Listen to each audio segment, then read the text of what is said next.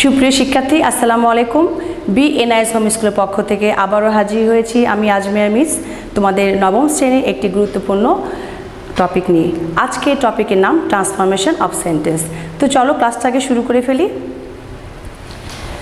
প্রিয় শিক্ষার্থীরা, তোমাদের ট্রান্সফরমেশন অফ সেন্টেন্সের মধ্যে তোমরা জানো যে অনেকগুলো চেঞ্জিং আমাদের করতে হয়। তার মধ্যে মোস্ট ইম্পর্টেন্ট দুটো টপিক নিয়ে আমি আজকে হাজির হয়েছি। আজকের উপস্থাপনা থাকবে আমার অ্যাফার্মেটিভ টু নেগেটিভ এবং অ্যাসার্টিভ টু ইন্টারোগেটিভ। তোমরা জানো সেন্টেন্সের অর্থভেদে সেন্টেন্স 5 প্রকার হয়, তার মধ্যে অ্যাসার্টিভ, ইন্টারোগেটিভ, ইম্পারেটিভ, অপটেটিভ এবং এক্সক্লামেটরি। তো তার মধ্যে অ্যাসার্টিভ সেন্টেন্সকে আমরা আবার দুই ভাগে ভাগ করি, একটা হচ্ছে অ্যাফার্মেটিভ, একটা হচ্ছে নেগেটিভ। তো আমাদেরকে অ্যাফার্মেটিভ টু নেগেটিভ যেভাবে চেঞ্জ করতে হয়, নেগেটিভকে আমরা অ্যাফার্মেটিভও চেঞ্জ করতে পারি, কিন্তু আমার আজকে আলোচনা শুধুমাত্র অ্যাফার্মেটিভকে কিভাবে আমি নেগেটিভ করব আর অ্যাসার্টিভ সেন্টেন্সকে আমি কিভাবে ইন্টারোগেটিভ করব। তো চলো প্রথমে আগে আমি দেখাবো অ্যাফার্মেটিভ সেন্টেন্সকে আমি কিভাবে নেগেটিভ করব। এর মধ্যে তোমাদের জন্য আমি 11টা রুলস আমি এখানে সাজিয়েছি। প্রথমে আমি 1 নম্বরে যাচ্ছি, আর তার আগে বলে নেই আমার প্রত্যেকটা রুলসে আমি খুব সংক্ষিপ্ত আকারে দেখানোর চেষ্টা করেছি। আই হোপ তোমাদের কাছে ফলপ্রসূ হবে। তো চলো শুরু করি। প্রথমে একে আমি লিখেছি অনলি অথবা অ্যালোন অথবা মেয়ারলি। তো এই যে অনলি, মেয়ারলি অথবা অ্যালোন এই শব্দগুলো যদি একটা সেন্টেন্সের মধ্যে ব্যক্তিকে ইন্ডিকেট করে, মানে ব্যক্তিকে বোঝায়, তাহলে নাউন ভার্ব হবে। যদি ওই অনলি শব্দটা যদি কোনো বস্তুকে ইন্ডিকেট করে তাহলে নাথিং ভার্ব হবে। আর যদি কোনো বয়স বা সংখ্যাকে ইন্ডিকেট করে তাহলে কি হবে, নট মোর দেন অথবা নট লেস দেন।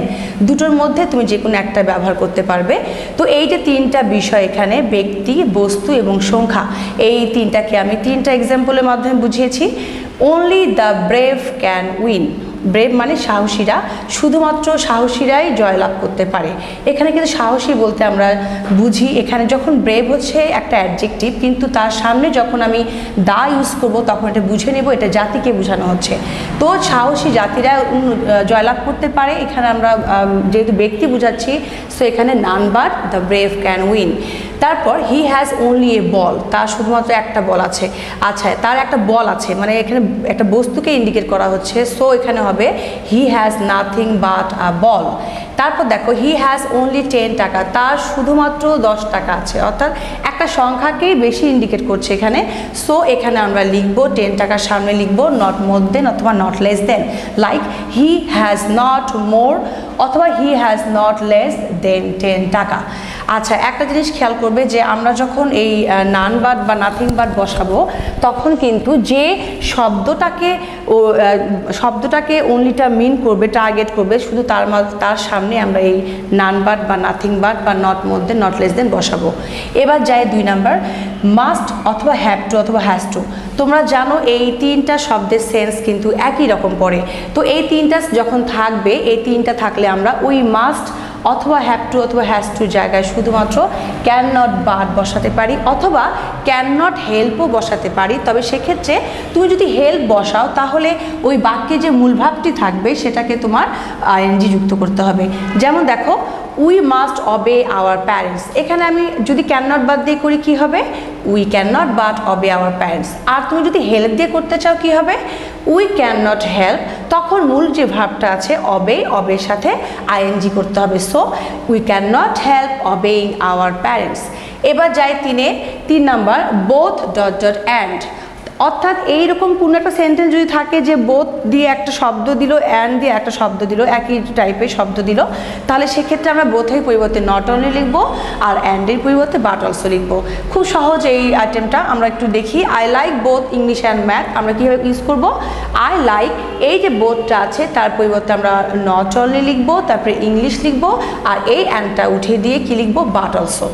এরপর 4 নাম্বার, এভরি থাকলে কিভাবে হবে, এভরি হচ্ছে এভরি, যখনই এভরি দিয়ে কোনো বাক্য শুরু হবে তখন এভরি পরিবর্তে তুমি দেয়ার ইজ নো লিখবে, তারপর সংযুক্ত শব্দ বা অ্যাটাচড ওয়ার্ড, অর্থাৎ ওই এভরির সাথে যদি থাকে বডি তো তুমি লিখবে দেয়ার ইজ নো বডি, যদি ওয়ান থাকে লিখবে দেয়ার ইজ নো ওয়ান, এরপরে বাট ইউজ করে বাকি অংশটুকু তুমি যুক্ত করে দেবে।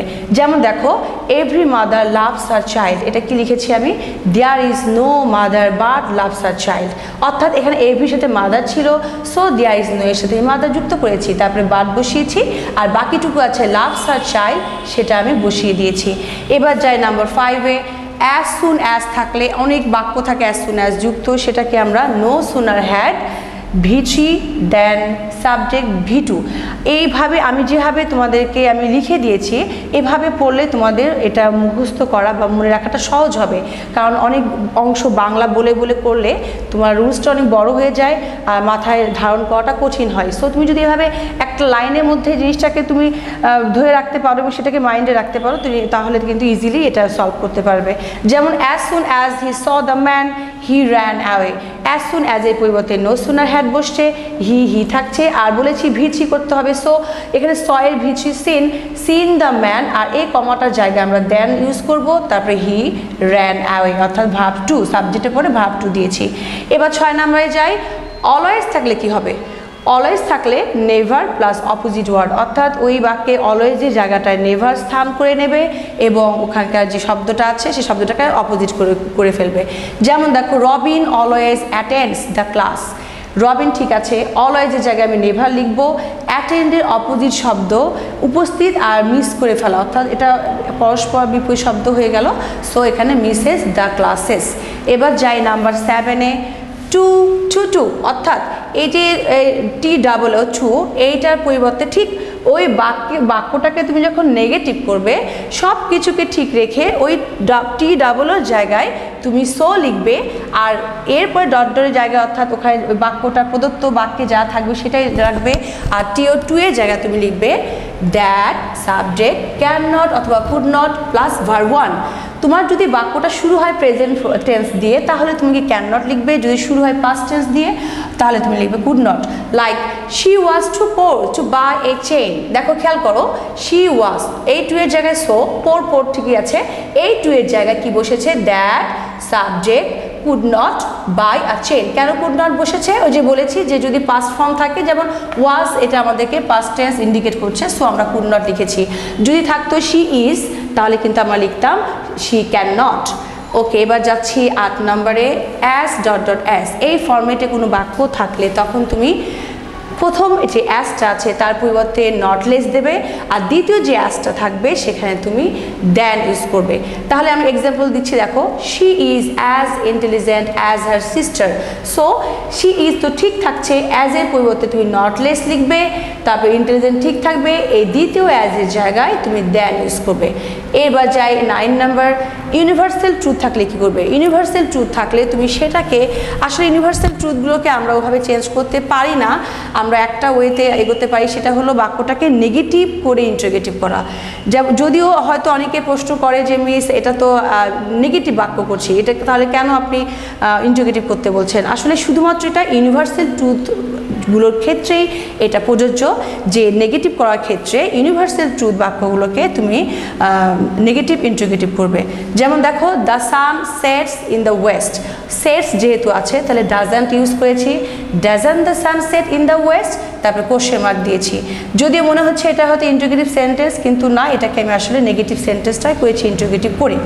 এবার যাই নাম্বার 10, যেটা খুব বেশি আসে আমার কাছে, যেটা মনে হয় এটা বেশি আসে, যেমন অনেক ক্ষেত্রে দেখবা বি ভার্ব শুধু আছে বা শুধু মেইন ভার্ব যুক্ত, এর মানে হলো যে অন্য কোনো সাইন হয়তো নেই, লাইক হয়তো টু নেই, অ্যাজ নেই, বা অনলি শব্দ নেই, মাস্ট নেই, বোথ নেই, এভরি নেই, জাস্ট নর্মালভাবে একটা সেন্টেন্স আছে বি ভার্ব যুক্ত অথবা মেইন ভার্ব যুক্ত, তখন তুমি কি করবে খেয়াল করো, the man is very honest, এটা কি হবে তখন মানে নট দিবে এবং অপোজিট ওয়ার্ড দেবে। তো এখানে ইজের পরে নট হয়েছে, the man is not dishonest at all, অনেস্টের অপোজিট দিয়েছি ডিসঅনেস্ট।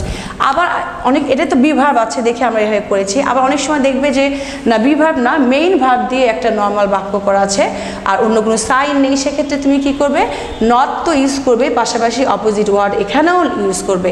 যেমন দেখো আই মিস দ্য ট্রেন, বাক্যটা কিন্তু আছে পাস্ট ফর্মে, সো তুমি কি ব্যবহার করবে, আর যদি অক্সিলারি ভার্ব থাকে তো অক্সিলারি ভার্বের সাথে নট দেবে, কিন্তু অক্সিলারি ভার্ব যেহেতু নেই সুতরাং তুমি ডু নট বা ডিড নট বা ডাজন্ট ইউজ করতে পারো।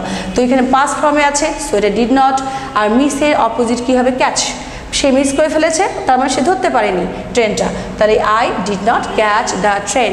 আর একটা লাস্ট আছে 11 নম্বরে সুপারলেটিভ সেন্টেন্স। সুপারলেটিভ সেন্টেন্স অনেক সময় তোমরা দেখবে, সুপারলেটিভ সেন্টেন্স বলতে আমরা সেই সেন্টেন্সটাকে বুঝি যেটা সুপারলেটিভ ফর্ম ইউজ করা হয়, বিগেস্ট, লার্জেস্ট এরকম ফর্ম ইউজ করা হয়। এই জিনিসগুলোকে আমরা কীভাবে চেঞ্জ করব নেগেটিভ করার ক্ষেত্রে, নো আদার। তারপরে অ্যাটাচড ওয়ার্ড, অ্যাটাচড ওয়ার্ড মানে হচ্ছে ওই যে সুপারলেটিভ শব্দটা আছে সেই সুপারলেটিভ ডিগ্রির পরে যে শব্দটা থাকবে সেই শব্দ তুমি যুক্ত করবে।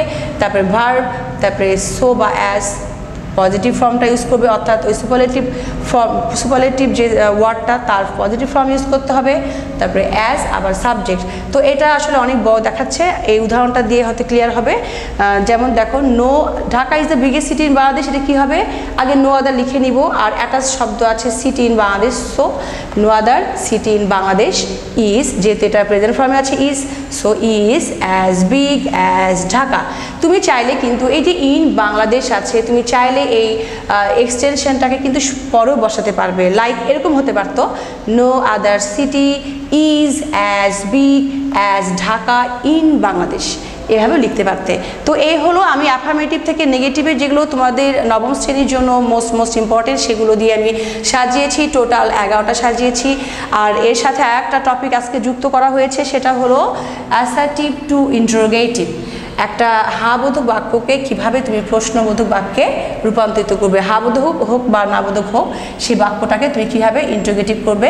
তো এইটা কিন্তু শর্তই হচ্ছে তুমি যখন ইন্টারোগেটিভ করবে তোমাকে এটা মাথায় রাখতে হবে যে আমি যখন ইন্টারোগেটিভ করব তখন হাবোধক বাক্যগুলোকে নাবোধক করব আর নাবোধক বাক্যগুলোকে হাবোধক করব, এটা তোমাকে মাথায় রাখতে হবে। এরপরে যে বেসিক যে রুলগুলো সেগুলো তোমাকে ফলো করতে হবে। যেমন দেখো অক্সিলারি ভার্ব সামনে বসবে, অর্থাৎ ওই বাক্যটায় যদি কোনো অক্সিলারি ভার্ব থাকে সেটাকে সামনে আনবে। যেমন দেখো হি ওয়াজ ভেরি জেন্টাল, অবশ্যই তোমাকে এই ওয়াজটা আগে বসাতে হবে। আবার এখানেও দেখো হি ওয়াজ নট ভেরি জেন্টাল, এখানেও তোমাকে ওয়াজটাই সামনে বসাতে হবে। শুধু পার্থক্য হলো এই যে যদি বাক্যটার মধ্যে নট না থাকে তখন তুমি নট আনবে, আর যদি নট থাকে তাহলে নট তুমি আনবে না। যেমন হি ওয়াজ ভেরি জেন্টাল, এখানে কোনো নট ছিল না, সো আমরা উত্তর লিখব ওয়াজেন্ট হি ভেরি জেন্টাল। আবার এখানে খেয়াল করো হি ওয়াজ নট ভেরি জেন্টাল, এখানে নট কিন্তু আছে, সুতরাং আমরা কিন্তু নট লিখব না, আমরা সরাসরি লিখব ওয়াজ হি ভেরি জেন্টাল। এটা হচ্ছে 1 নম্বর রুল। 2 নম্বর রুলসের মধ্যে দেখো সবসময় যে আমাদের অক্সিলারি ভার্ব বসবে এমন কোনো কথা নেই, অনেক সময় আমাদের মেইন ভার্ব দিয়েও বাক্য থাকে। সেক্ষেত্রে আমরা কি করব, যখন অক্সিলারি ভার্ব থাকবে না তখন তুমি কি করবে, ডু বা ডাজ বা ডিড বসাবে। যেমন দেখো একটা পজিটিভ বাক্য লিখেছি, অর্থাৎ অ্যাফার্মেটিভ যুক্ত বাক্য লিখেছি, একটা নেগেটিভ বাক্য লিখেছি। তো অ্যাফার্মেটিভ বাক্যকে আমি কীভাবে ইন্টারোগেটিভ করব, হি প্লেস ফুটবল, এখানে কিন্তু কোনো প্রকার নট নেই, সো আমি এটাকে কি করব, এখানে আমি নট তো নিয়ে আসবোই, পাশাপাশি আমাকে দেখতে হবে যেহেতু এটা এর মধ্যে কোনো অক্সিলারি ভার্ব নেই, মেইন ভার্ব কি ফর্মেটে আছে, এখানে যেহেতু এস আছে, সো আমি ডাজন্ট ইউজ করব। যদি থাকতো প্লেড তাহলে আমি লিখতাম ডিডন্ট, যদি থাকতো প্লে লিখতাম ডোন্ট। সো এস থাকার কারণে আমি এখানে লিখব ডাজন্ট হি প্লে ফুটবল। আর তোমরা খুব ভালোভাবে জানো যে আমরা কিন্তু যখন ডু বা ডাজ বা ডিড ব্যবহার করি তখন কিন্তু মূল ভার্বের সাথে আর কিছুই বসবে না, মূল ভার্বটাকে বেস ফর্মে রাখতে হয়। তো এটাই হচ্ছে আমাদের অক্সিলারি ভার্ব না থাকলে যে রূপান্তরটা। এর সাথে আবার দেখো যদি নট যুক্ত থাকে তাহলে কি করব, যেমন he does not play football, এখানে যেহেতু নট আছে এখানে নট আনা কোনো প্রশ্নই আসছে না, so does he play football. একটা গেল, দুটো গেল। এবার আমরা যাবো 3 নম্বরে। 3-এ দেখো এভরি, অল, এনি, এই 3টা শব্দ দিয়ে যদি বাক্যটা শুরু হয়, মনে রাখবে এই 3টা বাক্য এই তিনটে শব্দ দিয়ে বাক্য শুরু হলেই তোমাকে হু ডট ডট নট এই ফরম্যাটে তোমাকে ইন্টিগ্রেটিভ করতে হবে। যেমন দেখো everybody wants to be happy, আমি আগেই বলেছিলাম এভরি, অল, এনি। সো এই যে এভরি আছে, এভরি থাকার কারণে আমাকে এই জায়গাটার পরিবর্তে আমি কি লিখবো, হু লিখবো। হু এর পরে বলেছি নট। এখন কথা হলো তুমি জানো যে নট শব্দটা কখনো একা বসানো যায় না, তার জন্য একটা অক্সিলারি ভার্বের প্রয়োজন পড়ে। আর যদি অক্সিলারি ভার্ব না থাকে তাহলে তোমার ডু বা ডাজ বা ডিডের প্রয়োজন পড়বে। এই বাক্যটাতে যেহেতু কোনো অক্সিলারি ভার্ব নেই, সো আমি এখানে ডু নট বা ডাজ নট বা ডিড নট ইউজ করতে হবে। এস থাকার কারণে ডাজ নট বসেছে। Who doesn't want to be happy, এই হলো 3 নম্বর নিয়ম। তবে মাঝে একটা লাইন দেখো, কিন্তু অর্থাৎ বাট এভরির সাথে যদি নাউন থাকে, একটু কথা বলে নেই যে এই নিয়মটা কিন্তু এভরির সাথে তোমার হচ্ছে যে কোনো পার্সন ইন্ডিকেট করা থাকবে না, মানে কোনো কমন নাউন থাকবে না। ধরো এভরিবডি বা অল বা শুধু এনিবডি, কাউকে নির্দিষ্ট করে বোঝানো হবে না, সেক্ষেত্রে এই নিয়মটা প্রযোজ্য। কিন্তু তোমার যদি এভরির সাথে ধরো ব্রাদার, মাদার, ফাদার বা কোনো ম্যান, ওম্যান এরকম যদি কিছু থাকে তখন কিন্তু একটু ভিন্ন হবে। যেমন দেখো তখন হয়ে যাবে ইজ দেয়ার এনি দিয়ে শুরু করতে হবে, তারপরে নাউনটা বসাতে হবে অর্থাৎ অ্যাটাচড ওয়ার্ডটা বসাতে হবে, তারপরে who dot dot not. Like every man wants to be happy, is there any লিখলে অ্যাটাচড ওয়ার্ড ম্যান লিখলে ইজ দেয়ার এনি ম্যান, তারপরে আমরা কি লিখবো, হু ডট ডট নট বলেছি। ওয়ান্টস এস যেহেতু আছে তাহলে who does not want to be happy. তারপর 4 নম্বরটা খুব সোজা, অধিকতর 3 থেকে 4 নম্বরটা খুব বেশি সহজ। যেমন দেখো 4-এ নো বডি, নো ওয়ান, নান, অর্থাৎ নেগেটিভ এই ওয়ার্ডগুলো থাকলে শুধুমাত্র তুমি তার জায়গায় হু বসালেই বাক্যটা একদম পুরোপুরি ইন্টিগ্রেটিভ হয়ে যাবে। আর বাকি অংশ কিন্তু তোমার টেন্সও পরিবর্তন করতে হবে না, কিচ্ছু করতে হবে না। যেমন দেখো নো বডি বিলিভস হিম, এই জায়গায় শুধুমাত্র তুমি নো বডির পরিবর্তে তুমি হু দিয়ে দেবে। এরপরে যা থাকবে, যে টেন্সে থাক, যেভাবেই থাক তুমি সেভাবেই রেখে দেবে, অর্থাৎ who believes him. Last line, last আমরা যে 5 নাম্বারটা আসলে এটা এমনি আমি আলাদা করে লিখে দিয়েছি, এটা লেখার ভিতর দিয়ে হয়তো আমি ইউজ করতে পারতাম, তো আমি তোমাদের সুবিধার জন্য লিখে দিয়েছি যে যদি তুমি কোনো বাক্যে নেভার দেখতে পাও সেটাকে এভার করে দিবে, আর নাথিং থাকলে এনিথিং করে দেবে। যেমন দেখো I never went there, I never went there এখানে কি ফর্মে আছে, পাস্ট ফর্মে, কোনো অক্সিলারি ভার্ব এখানে নেই। সো তুমি এখানে কোনো অক্সিলারি ভার্ব আনতে পারছো না, তোমাকে একটা ডু বা ডাজ বা ডিডের সাহায্য নিতে হবে। ওয়েন থাকার কারণে ডিড নিয়ে আসবো, ডিড আই, আর বলেছি নেভার থাকলে এভার হয়ে যায়। So did I ever go there, go কেন বসেছে, বিকজ ডু ডাজ ডিড থাকলে ভার্ব সর্বদাই প্রেজেন্ট ফর্ম অর্থাৎ বেস ফর্মে হয়, সো গো দেয়ার হবে। I had nothing to do for you, এটাও সেম জিনিস, had I anything to do for you. এই হলো আজকে আমার পরিবেশনা। টোটাল আমি 2টো বিষয় নিয়ে আলোচনা করেছি, একটা হচ্ছে অ্যাফার্মেটিভ টু নেগেটিভ আর একটা হচ্ছে অ্যাসার্টিভ টু ইন্টারোগেটিভ। তো এই মোটামুটি সবগুলো দিয়ে সাজানোর চেষ্টা করেছি।